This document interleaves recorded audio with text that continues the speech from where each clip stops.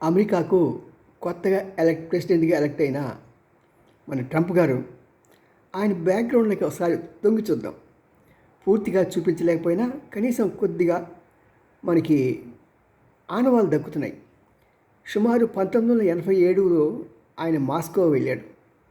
బయటికి చెప్పడం మాత్రం నేను వ్యాపారం కోసం వెళ్తున్నాను, నేను అక్కడ ఒక మంచి హోటల్ కడదామని, అది కూడా రష్యా గవర్నమెంట్ సహకారంతో పార్ట్నర్షిప్తో చేయాలని నేను ఇక్కడికి వచ్చాను అన్నాడు. బేష్. ఇంకా అక్కడి నుంచి ఆ హోటల్కి పర్మిషన్ అయితే దక్కలేదు, కానీ ఇతను కేజీబీ ఏజెంట్గా వాళ్ళు చక్కగా ఆడుకున్నారు కదా. ఇతను ఎంతవరకు మ్యాక్సిమం ఇన్ఫర్మేషన్ తేగలిగితే అంత ఇన్ఫర్మేషన్ వాళ్ళు గ్యాదర్ చేశారు.